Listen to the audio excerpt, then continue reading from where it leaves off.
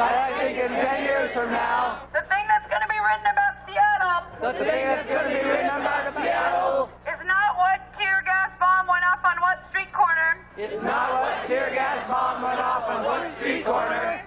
But that the WTO in 1999 But that the WTO in 1999 was the birth was the birth of a global citizens movement of a global citizens movement for a democratic global economy. for a democratic global economy.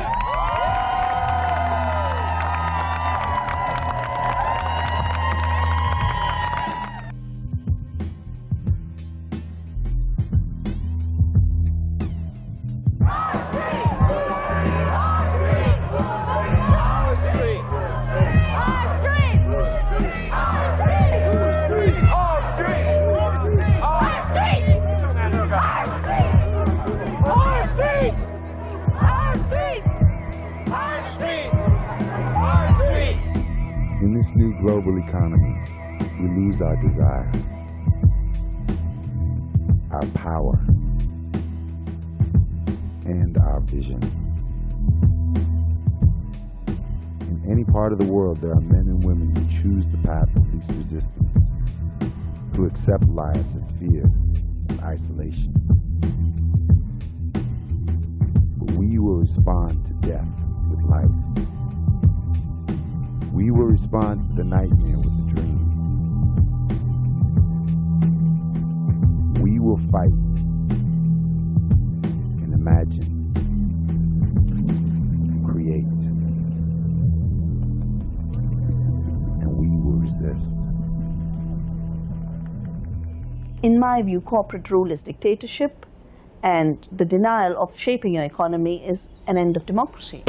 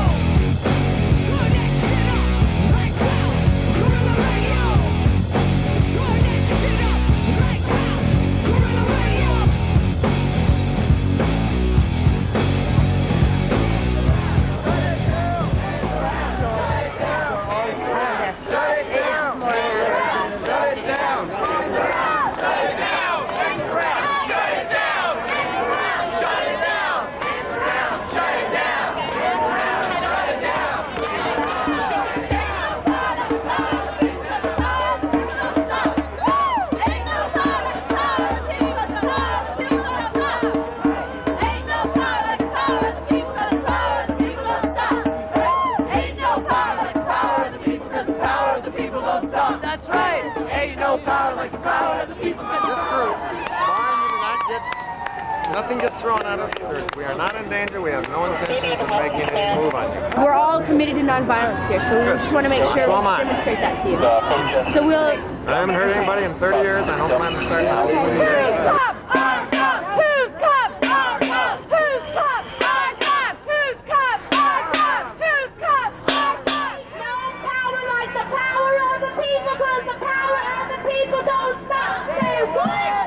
Ain't no power like the power of the people, because the power of the people don't stop. Say what?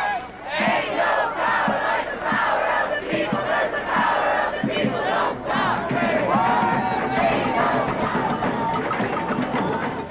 This is a momento today because we see the oppressed people of the South and the oppressed people of the North now together here saying down with US imperialism.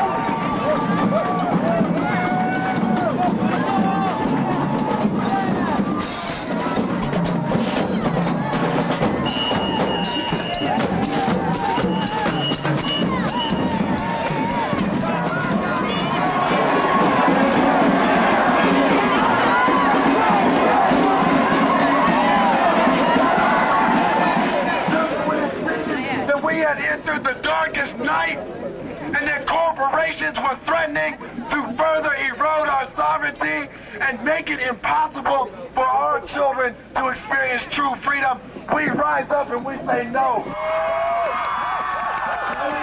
Separation is a device used against you to tell you who you should and should not work with, fraternize with, be friends with. You have a choice. You have a choice to be a union, to be one voice, to be the people.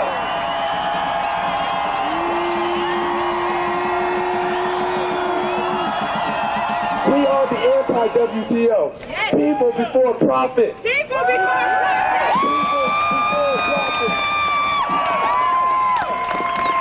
People before profit and before all things life. Life. Life. Life. Life. Life. Life.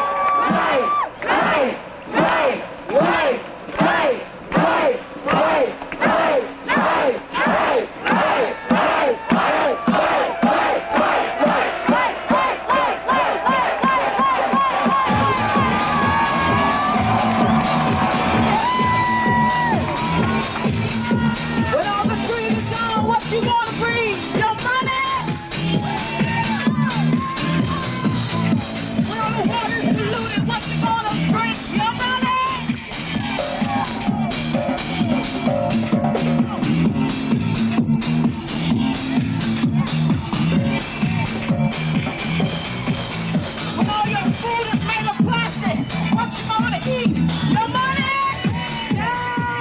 You've got people here from all over. You got labor, you got environmentalists, you got teachers, you've got children, you've got coalitions between people of color and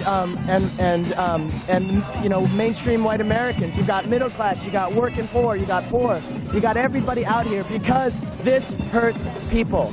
This is bad for people. It's bad for our jobs here. It's bad for the people over there. It's about their future being traded off by corporations who frankly don't give a shit what happens to them. That's what it's about. That's what people are fed up with it. They understand it.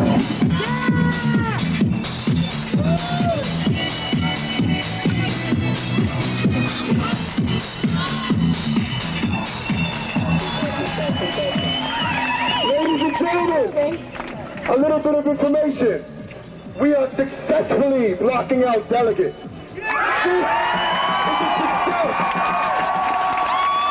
We are making available for you to leave now. There are protesters at the end of 6th Avenue on each end of our block, so you'd be let out right in the middle of the protest. I recommend you stay here if you can. Yes. The opening session is still postponed. I called and asked for an immediate update. They said to relax, put your feet up, go to your hotel room, relax, have lunch, or until the situation is safer out there. I would stay here. You cannot get to the Paramount. You cannot get to the Paramount.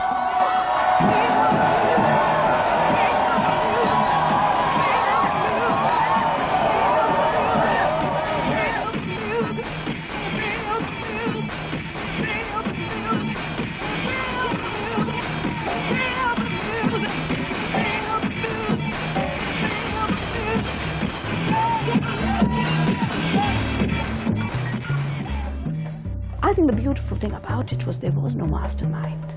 What there was an invitation to join hands.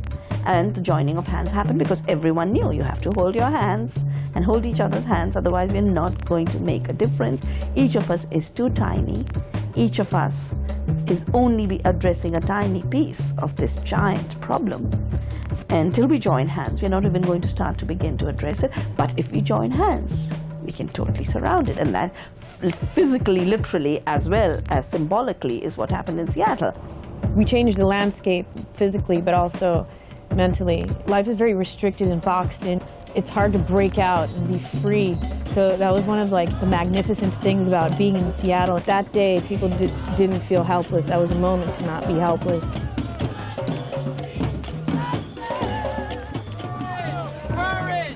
We will forcibly remove you from this intersection. I would like to not hurt anyone. However, we will clear this intersection. We will clear it with chemical and paint compliance. If you do not move, you will be the subject of pain.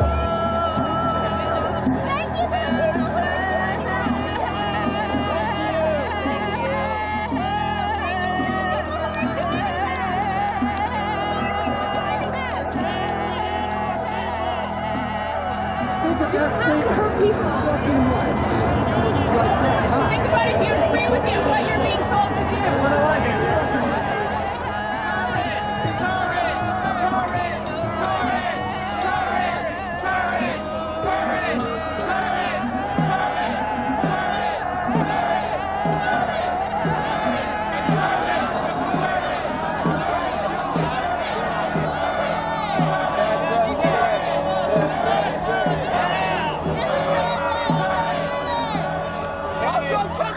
Shooting poison! Don't do this! Stop! You're shooting poison! You're shooting poison at people! Stop! You do that! You're shooting poison! You're shooting poison! Look into your heart!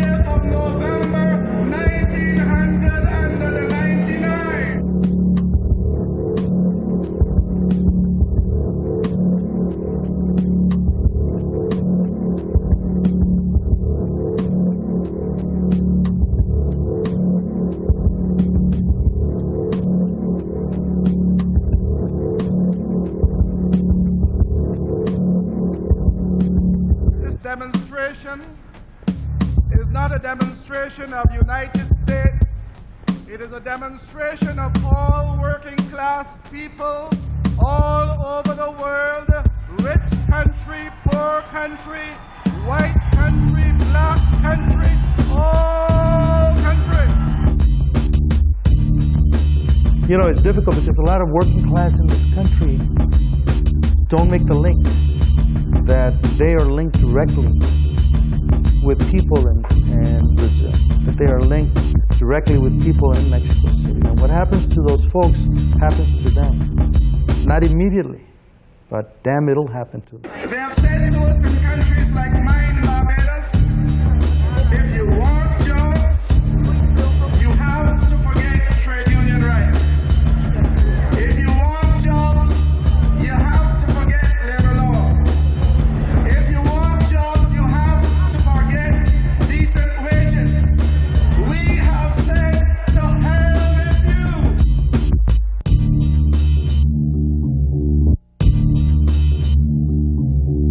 weren't just talking about Seattle.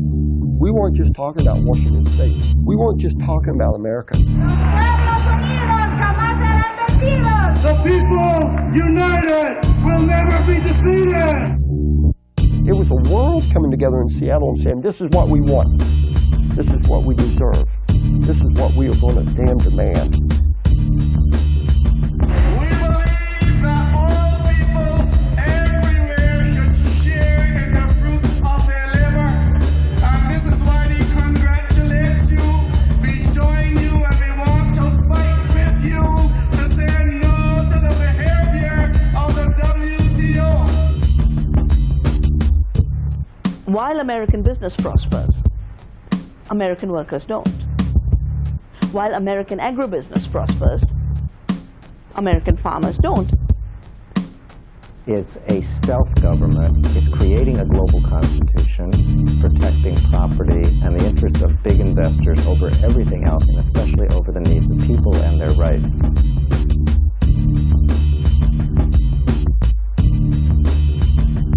The economies of local communities and national systems are handed over to global corporations through the coercive rules of the World Bank, IMF, and the World Trade Organization.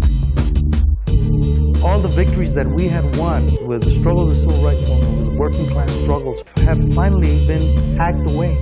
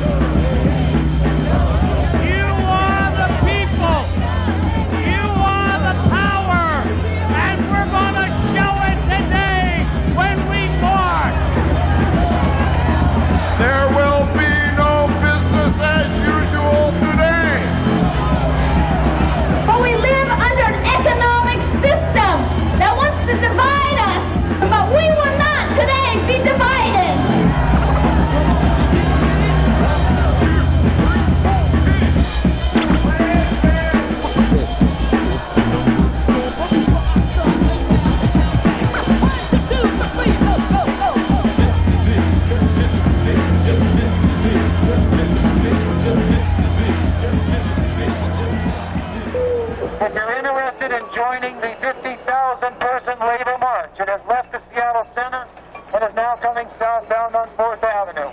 If you would like to join the march, you will need to go down to 2nd Avenue, go north to Olive, and join the march at 4th and Olive. The march will not be coming down here. Labor was content with just trying to put on a rally here at the Memorial Stadium and then march downtown and march back. But the real war, the real point of impact was downtown. There was a line of marshals that the national leadership of the AFL had, I believe, set up. There was some effort on some elements in the labor movement to do whatever they could to keep people away from the front lines and from supporting those people who were being assaulted by the police. A huge number of rank-and-file trade unionists and some of the gutsier unions, they walked right through the marshals and joined us on the front lines to hold the police lines back. You have to kind of embrace a diversity of people as well as a diversity of tactics. If you're 45 and you're working in a factory and you've got a family of 4 to feed, your tactics and thinking at this protest are going to be a little bit different than if you're, 17 or 18 or 19. Our differences are our strengths. I don't think anybody wants to live in like a homogenous culture.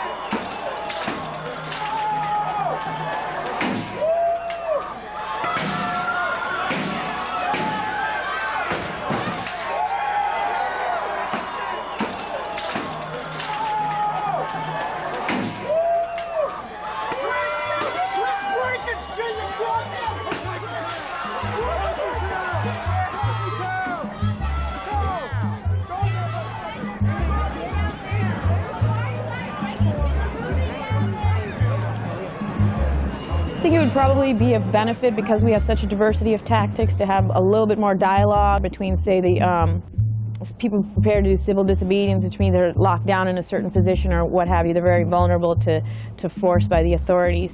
So you can't put them in danger by choosing a tactic that's going to bring down the wrath of the state on people who sort of put themselves in a high-risk situation. So for that reason, there needs to be a little bit more awareness of who might be doing what. Not that a statement didn't have, need to be made. Penny, it is so sad to see all the destruction. To me, it was a perfect example as to why we need to fight, because this city got up in arms about them breaking Starbucks window. You know what I mean? They didn't go out and hurt somebody. For us to have to close our stores during the peak season, the holiday Christmas season just beginning, really is an injustice. Everyone, because of the property, downtown Christmas shopping was up in arms, and to me that exemplifies we're fighting against capitalism. And they'll go to any lengths to protect capitalism.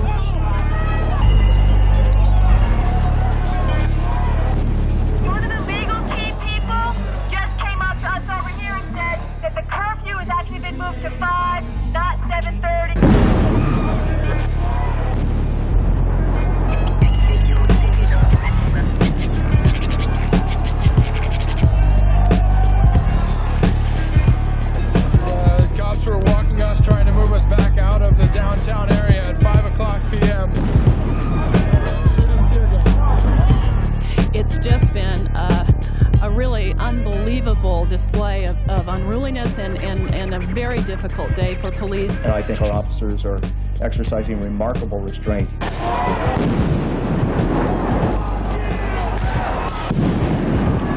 It was the actions of the protesters, the demonstrators, that led them to take the actions they did. There is not one corner of this downtown area that has not fell victim to this destruction. Protesters vowed to bring anarchy to downtown Seattle for another day. But the National Guard will be... We understood why we were out there, and we understood what was going on. So when you went home and looked at TV, you know that what was being portrayed there was not what really happened if you were out there on the street. We have not used tear gas, and we will not be using tear gas.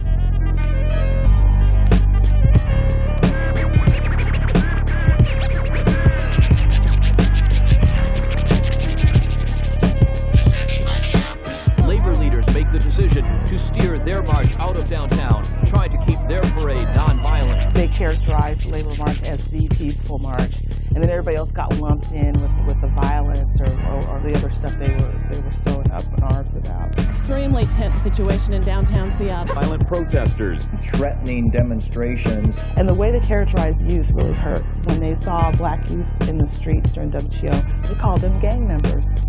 So I felt that they just played a role in just reinforcing all of the isms that already exist. The leftover protesters were even fighting among themselves. No one here blames labor or environmentalists or even Seattle. Protesters turn on one another. Our coming together is where our power is, and so it makes sense that they would focus on our differences and divisions. The mayor urging protesters not to repeat this tomorrow, but no one quite sure what could happen with the WTO and protesters still in town.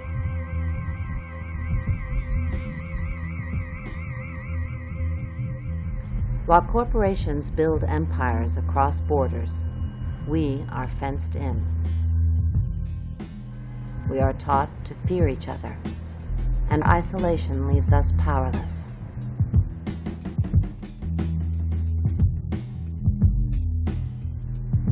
Corporate power can only build its global networks by dividing us. In the new global marketplace, we are cut off from each other and from what we might ourselves become.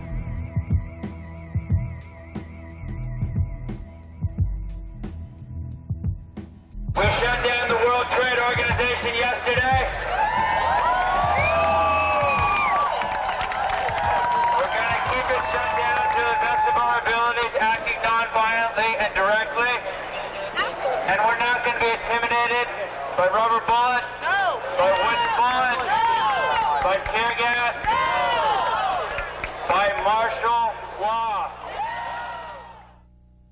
There was so much fear coming out of Tuesday. I mean, we had been shot at, we had been gassed, people had been beaten and shot. You know, people didn't expect that going into Tuesday, and people had to recommit themselves and reaffirm their position. That night, we ended up meeting up on the corner of Broadway and John and decided about what we were going to do the next day. The next day, we'd meet up at 6:30 at Denny Park, and then we'd try to take back the city.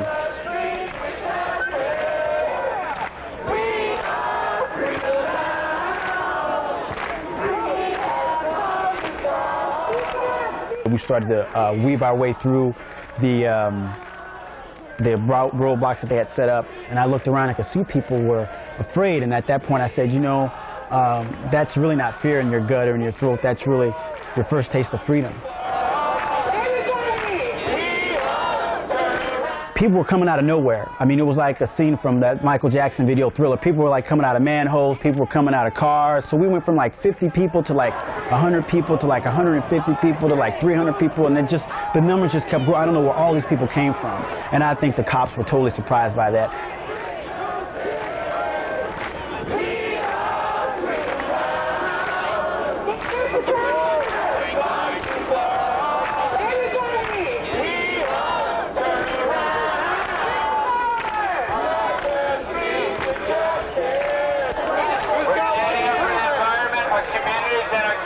And we're calling on everybody from Seattle. These are your streets. This is your town. Care about your kids' future. We want you to join us today in the streets of Seattle.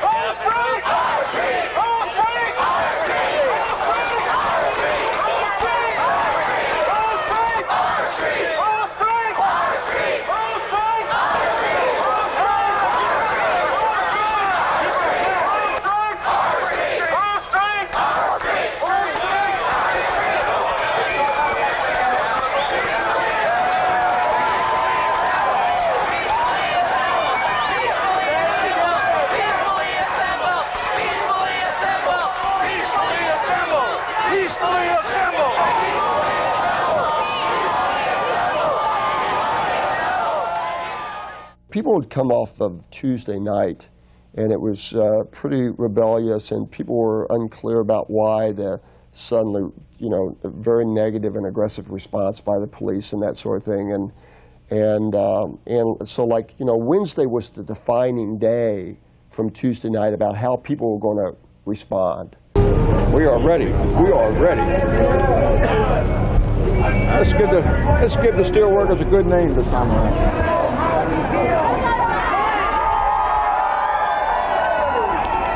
We intend to march, express ourselves militantly. Our voices are going to be heard again and heard in the streets of Seattle today.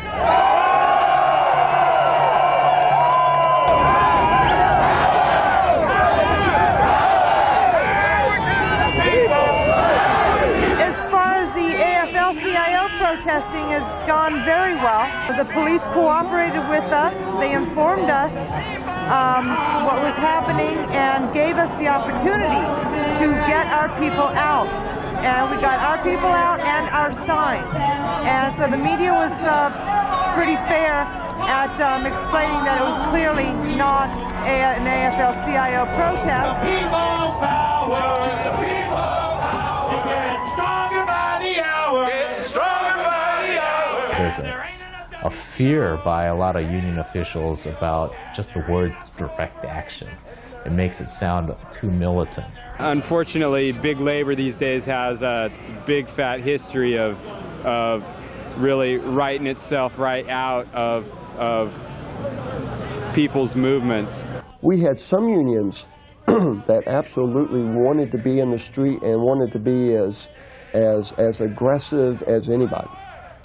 And then we had others that thought that it was absolutely ridiculous that we were out there.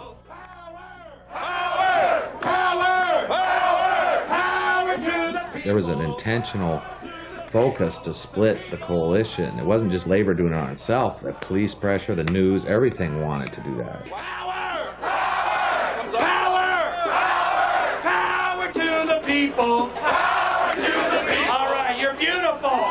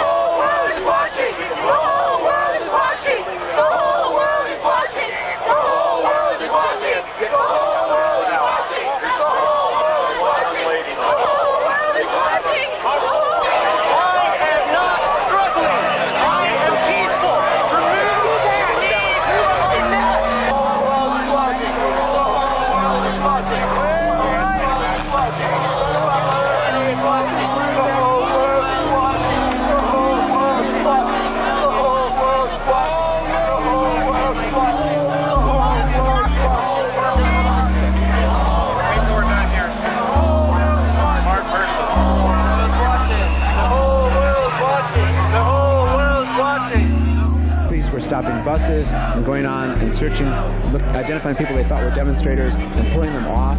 They were searching people on the way downtown. If they found anything that they thought might be a demonstrator, leaflets, which is supposed to be freedom of speech in this country, people were arrested. When we were trying to walk down, they stopped us, arrested 30 people in the street. They followed us around Seattle. Now they've corralled us into the square. We're just here. It's supposed to be, this is actually supposed to be one of the designated demonstration areas for this whole WTO thing. We're supposed to have that right. It's guaranteed in the Constitution again. The mayor does not have the right to supersede the Constitution, but that's been done here today. I think at that point, all of the national media, international media were probably showing things, and you know, the city just wanted to get rid of us. We were put on buses and taken to Sandpoint.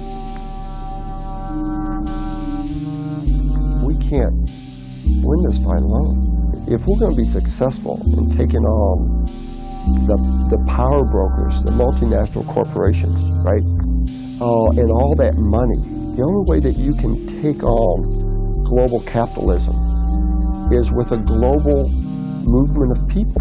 While there was this coherence that we are about the same issues, but we are not about identical issues. Yeah.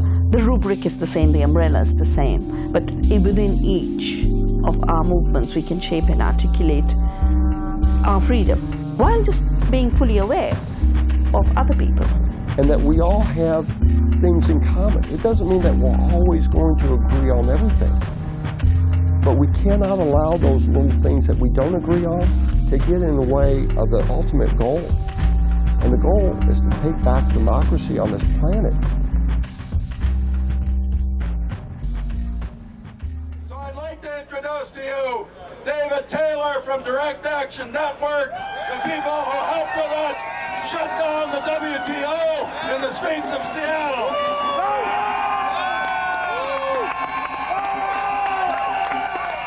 Well, I'd like to say that all of us in Direct Action Network that are still out of jail came down today to support you guys.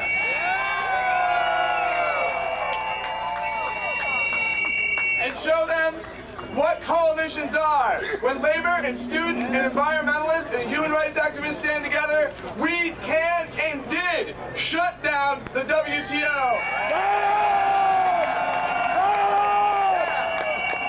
We love you guys. We want to keep these coalitions strong, and we want to show the WTO that if we stand together in solidarity, we cannot be stopped.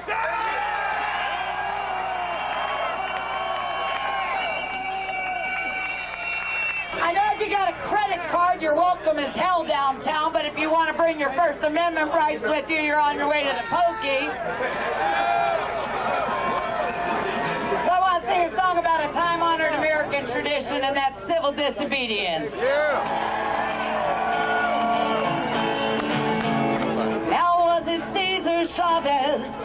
maybe it was Dorothy Day. Some will say Dr. King and Gandhi set them on their way. No matter who your mentors are, it's pretty plain to see. If you've been to jail for justice, you're in good company. Have you been to jail for justice? I want to shake your hand. Oh, sitting in and lying down are ways to take a stand. Have you sung a song for freedom or marched that picket line? Have you been to jail for justice? Oh, you're a friend of mine.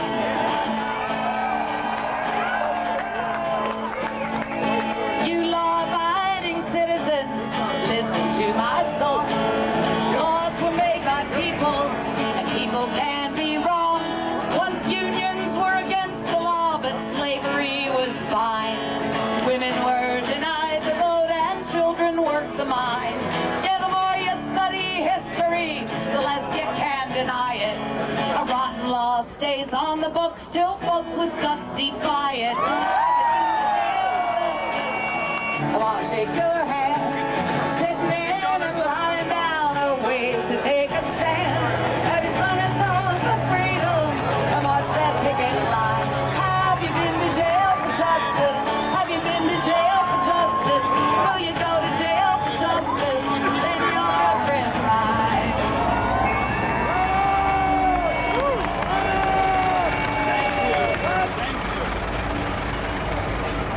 What I saw this morning, I stayed out there in the rain and I watched. I watched youngsters who were peacefully demonstrating, who weren't doing a damn thing to hurt anybody, who went down the streets, and I watched them jack-booted, helmeted, club-holding. You were treated shabbily. If this was my city, I would apologize to you for that happening in this city. And I want to welcome, this is where you belong, right here with the labor movement.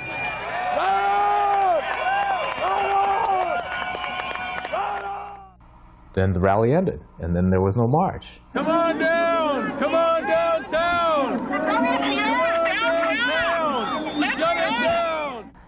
There was such a sense of disappointment at that point that we weren't actually going to challenge this no protest order.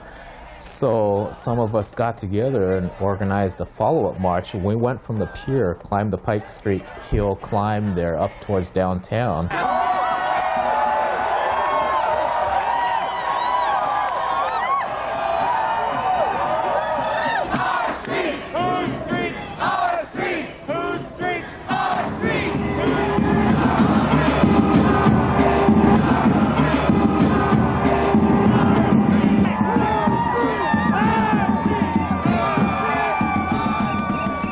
As we got to 2nd Avenue, there was a group of maybe 2,000 people, and they were moving from our left to our right, and it was obvious they were running from something.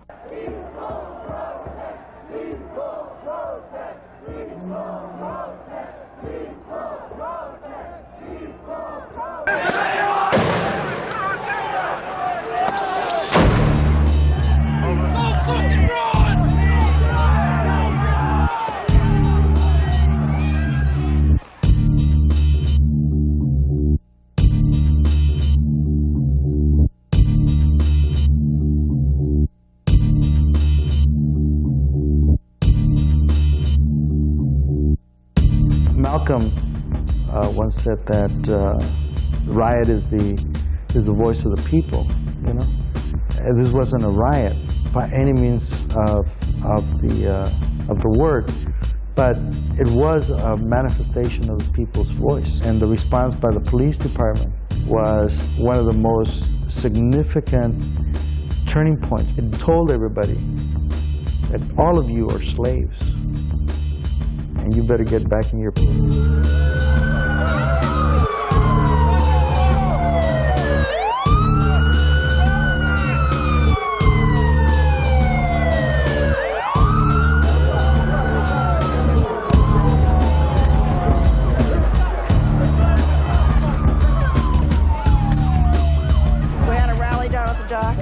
And we went through the Pike Market and came up to the corner and saw those police chasing the kids down the street. These are the same kids that have been marching with us. They weren't doing anything wrong. People got pissed.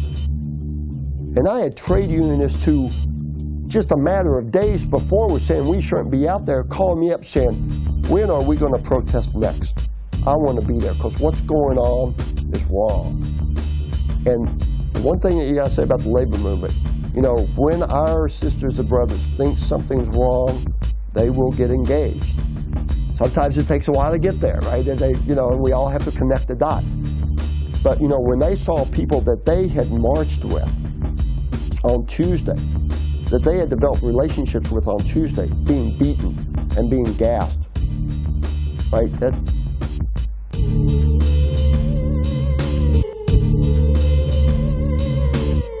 I'm just so ashamed of my country right now. I'm crying because I got pepper gas, but I'd cry anyway. I mean, It radicalized a lot of people to see that when push came to shove, that they were totally willing, in fact, had a blueprint for making war on their own people.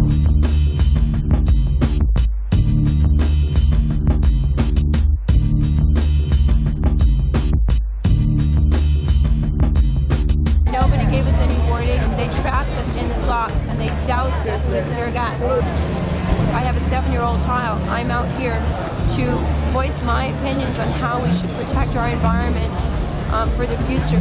And I have the right to assemble, and my rights have been taken away today. They have a letter from Nick Wakata, who's a councilman, saying that she is no threat to the public and that she has the right to freely walk the streets in the city of Seattle. And she is showing that to the police now, that Nick Wakata says she should be able to walk the streets.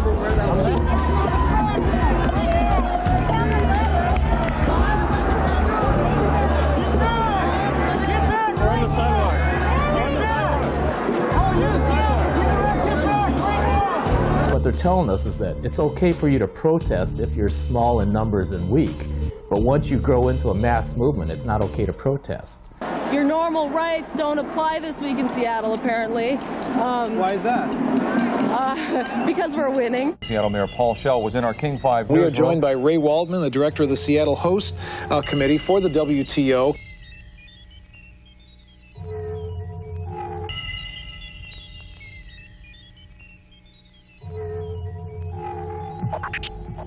Police Chief Norm Stamper talked to reporters. Mayor Paul Schell. Police Department defends its methods. Seattle Police Department. Pam McCammon joins us on the telephone right now. She is with the Seattle Police Department. Obviously, we feel that we have handled things very well, even though some people decided to be violent. Still, we have been and done things correctly. We have not made mistakes. How many civilians were injured? Less than 20. A democracy such as ours is tested on a routine basis. Obviously, we are witnessing that here on the streets of Seattle as certain rights may or may not be taken away due to the situation at hand. Certainly, in the face of intense provocation, our police officers responded very, very effectively. We too share in the anguish and the pain to see windows boarded up at dozens of businesses. And you need to help us with that, because if they see themselves being made heroes or victims, then we are sending the wrong messages. The cops just started running at us all of a sudden with canisters. I guess it was pepper spray, and just attacking the crowd. How do you feel right now? A lot better. I'm pretty calm. My eyes hurt, and I can't really open them without a lot of pain. Well, good luck, Natalie. You've got your eyes shut. You can't see anything. That's pretty much the story for people who are getting in the way down here. What can I do? I would stand on the side of the street, stay out of the way, ma'am. Anyone who wants to stand down here and be in the way, I guess they're inviting trouble upon themselves.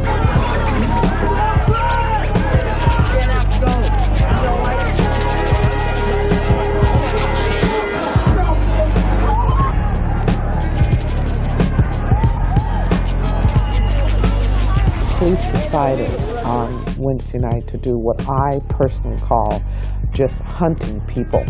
And they literally pushed them from Pike Place Market down First Avenue. They're out of the no protest zone. They're out of the curfew zone. The curfew had not even happened yet. And here's the police marching down the street, actually hunting them down. As the police surrounded this group of protesters, and we gave refuge to them in the labor temples. Hey, we've talked for 4 days now. Go sit down. Sit down. Tell her. If you're media, please step to the front. If you're not, sit tight. Okay, we need you to move. So, sir, do you have credentials as media? I'm independent media. Do you have credentials? Sit down. Stand up, move around the can, and go across the street to the rest of the crowd. Stand up, walk around, across the street to the rest of the crowd. What if we don't want to be arrested? We don't want to be arrested. No, you're not media. May I go this way? No, you may not. Go.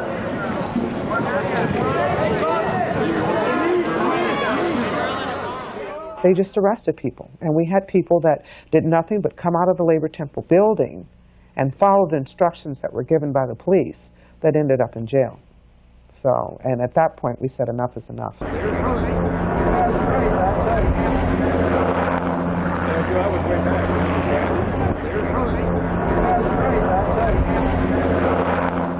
If we wanted to, we could have tore this city apart.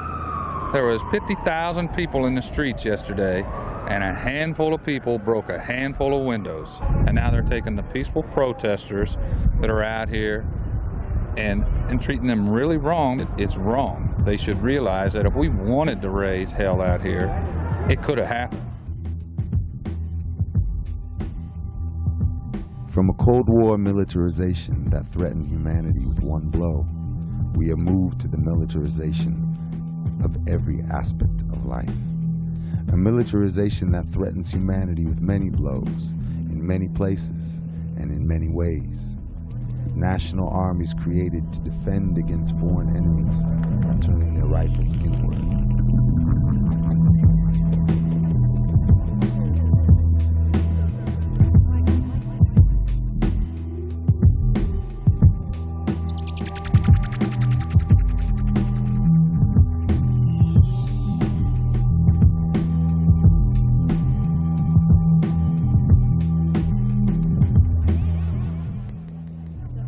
Global corporate power depends on armies to protect it, jails to silence dissent, and violence to pave the way for its expansion.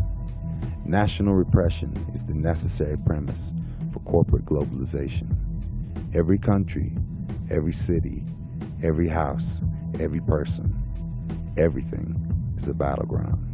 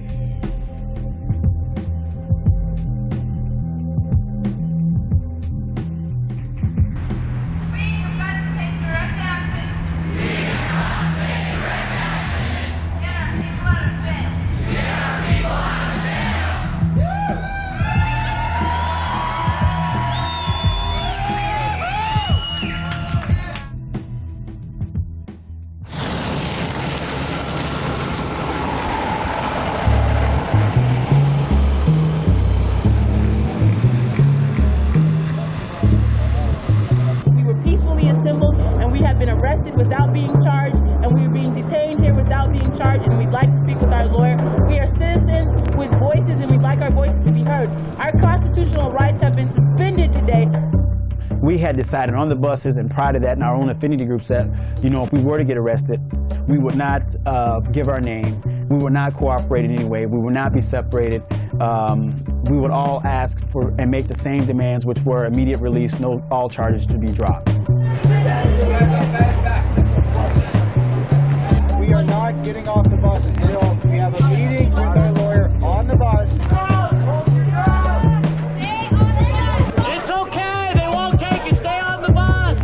There were about 4 other buses that were parked beside us, so trying to figure out what to do. We were posting messages up against the wall, you know, shouting at each other, trying to pass on messages through the attorneys to figure out what was going on.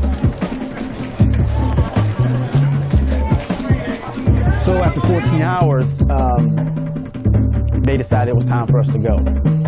We were told that we'd be moved to King County.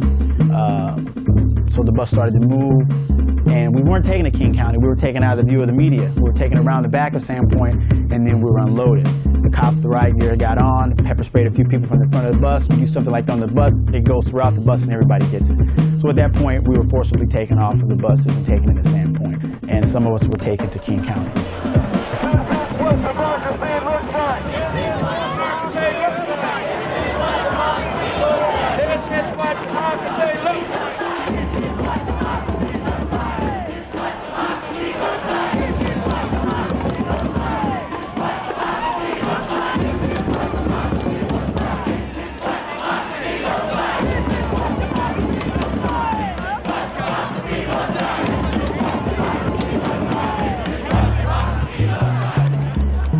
People had a strategy about how they were going to deal. They were going to stick together in jail and not let anyone be separated or isolated or intimidated or punished or threatened, and that really worked. Our director of organizing was one of those arrested. So that's the wrong person you want to get into a jail cell with a bunch of other folks, because he's going to organize the people on the inside. So that's what happened, was that people started organizing on the inside. There was solidarity actions going on, chanting. What was going on outside to show support for them was also happening on the inside.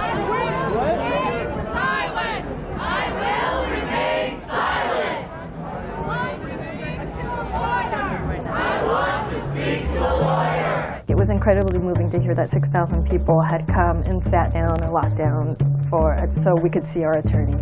I was told by the ILWU to deliver the message that if this wasn't resolved, that the ILWU was willing to shut down the ports in solidarity. It was an obligation for us to be out there. We had to be there. It was our role to be there.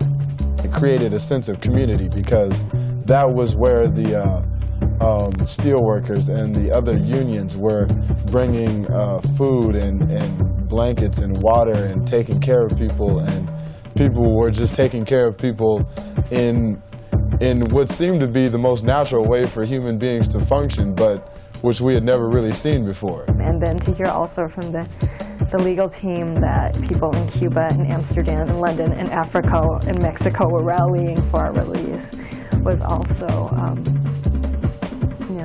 quite amazing.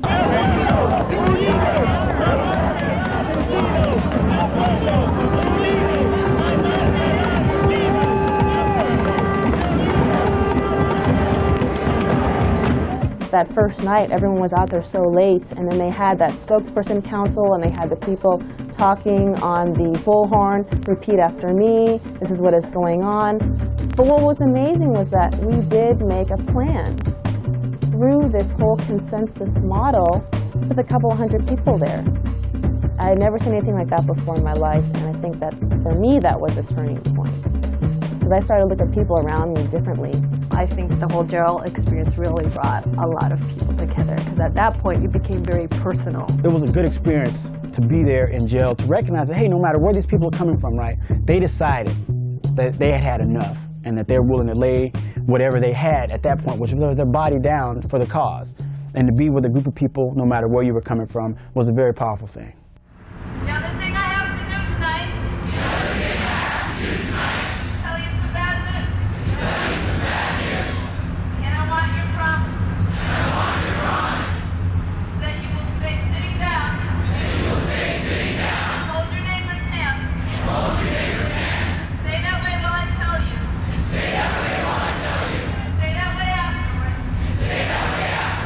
Even though you may feel upset.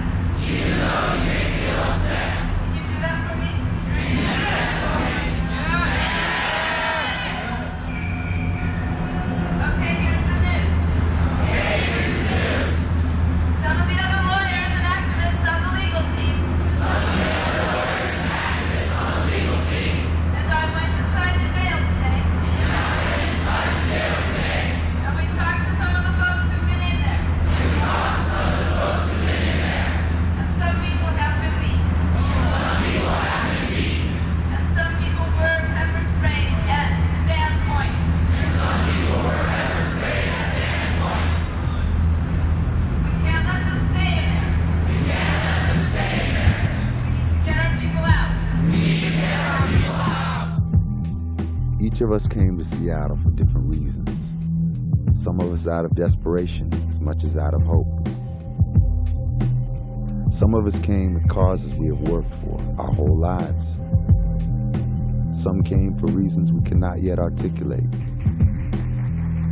When we filled the streets of Seattle, there was a power in our bodies that we didn't know we had. In this city, for this moment, our lives were our own.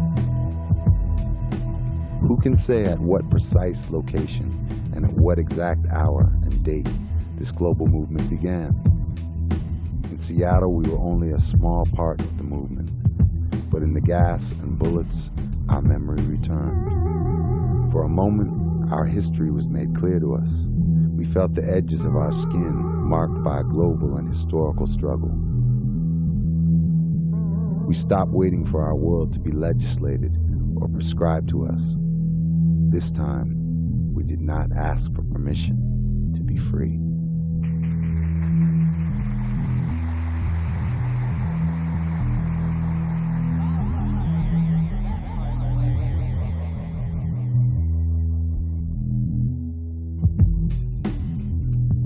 We had to do more than just give lip service to this coalition building. If we're going to mount an effective response to the events of the weekend and really coordinate an effective rally on Friday, we had to get out there and walk the talk.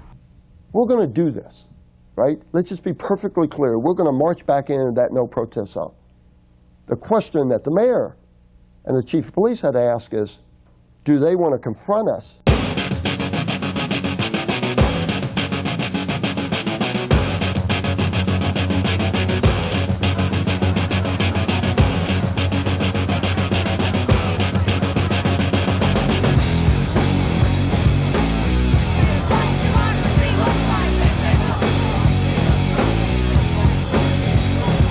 WTO went against too many people at once. You know, labor, environmental movement, women's rights, animal rights, every different type of group of people as affected by this, and that's their worst mistake ever. They pissed off too many people, and now we're going to fight back, and we're going to fight back unified, and that's what's going to help us.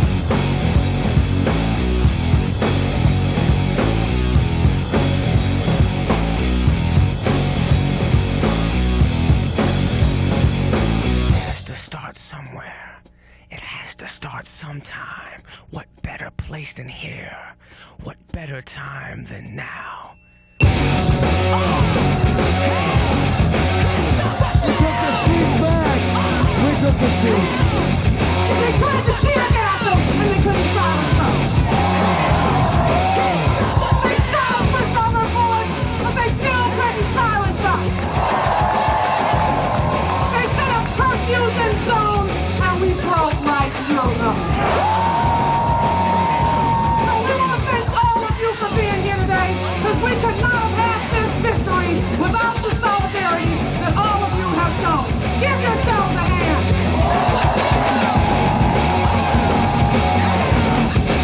Stop us now!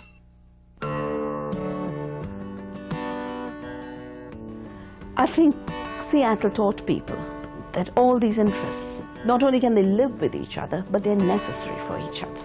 That no labor movement will really be strong and sustainable till it includes the environmental concern, and no environmental movement will have a relevance for the future unless it brings into the equation how do people live, how do they survive, how do they eat, how do they get water. There was a banner, you know, Teamsters and Turtles together at last. That was so wonderful. Of course, we belong together. The same people who exploit natural resources exploit human resources. We belong together. This is something that's part of our prophecy, that it's time for us to unite ourselves as common people throughout the world, crossing some of these barriers that have been created by corporations to keep us apart. Yeah, we got to have solidarity around these things, but solidarity doesn't mean that we don't talk about the issues that separate us. And that's the biggest change that I see happening. Not for us to buy into the whole kumbaya, let's sit around a fucking campfire idea and just march down the road together. That's part of it. But you got to take it that step further. Race, class, gender, sexism, heterosexism, the whole 9 yards. If that's not in your analysis, then you're only half-stepping, and you're not really working for the revolution. In order to make a stronger movement, we need to actually stop and say, okay, let's assess ourselves and see what we can do to get to know each other better. Without being liberal and fake about it, figure out how to work with groups that are in struggle and who've been in struggle. And not like say, come follow us, but like, oh, we're finally awake. Gee, we're kind of late. Let's get something together here. I will absolutely never be the same again. I've never seen this before. I've never seen people stand up like this before. And I'm going to take this home, and this is going to keep me going for a long time. Because it's really opened my eyes to some amazing possibilities. We need to then make this circle full and not rest satisfied that the streets of Seattle were fully global, because they will not be fully global till the streets of Delhi and Trivandrum and Ghana and in South Africa and in Bangkok and in Latin America, we start to have the same expressions of solidarity and the same sense and build-up that we are together in this. Isn't this extraordinary? I've been around since the 60s and my dad in the 30s with the UAW, and this is really happening for the first time. It's great.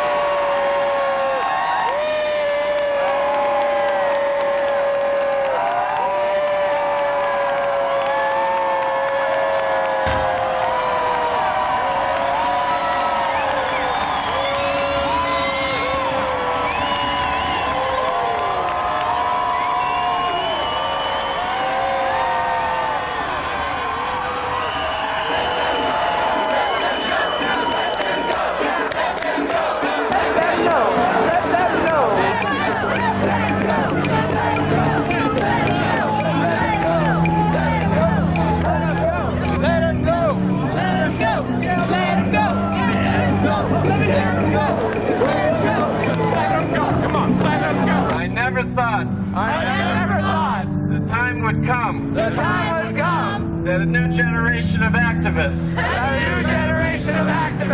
would part the waters.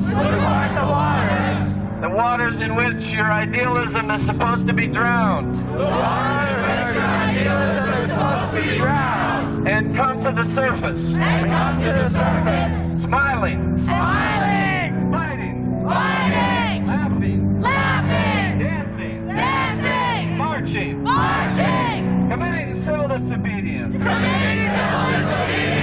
Renewing American democracy. Concretely. Expressing. Solidarity. Not only here in the United States. But in the far corners of the earth. Beyond the eye of the media. So you have slowed the machinery of destruction down.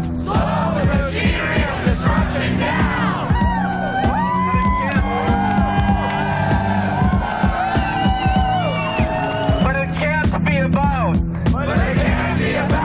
slowing the rate of destruction. It has to be about speeding the rate of creation. A new world. A better place. Thank you.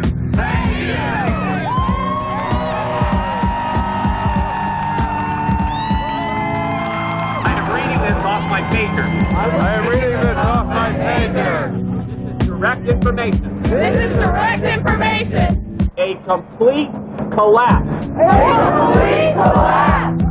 There will be no new millennium round. There will be no new millennium round.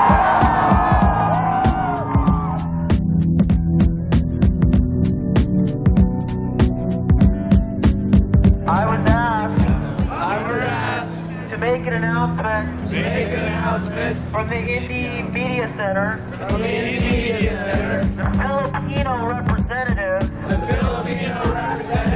stated that our presence here empowered third world representatives to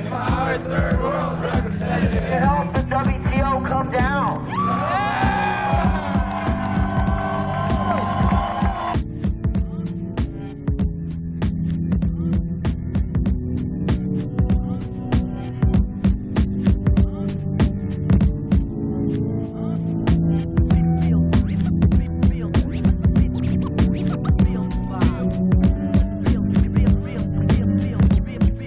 Not only will there be attempts from the Pat Buchanans, there will be an attempt from the Democrats and from the Republicans to ensure that the anti-globalization movement ends up looking like and being a xenophobic movement in its most obvious articulation. And I think we have to ensure that that does not happen, because the anti-globalization movement is about a universal shared humanity.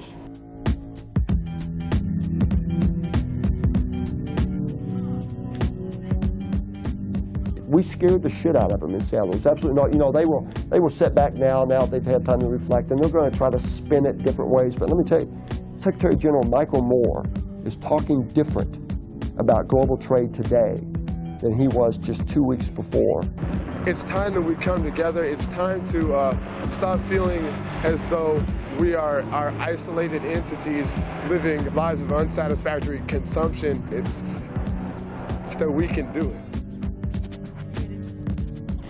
We have the capacity to remobilize and come together again, and that's good, because we will.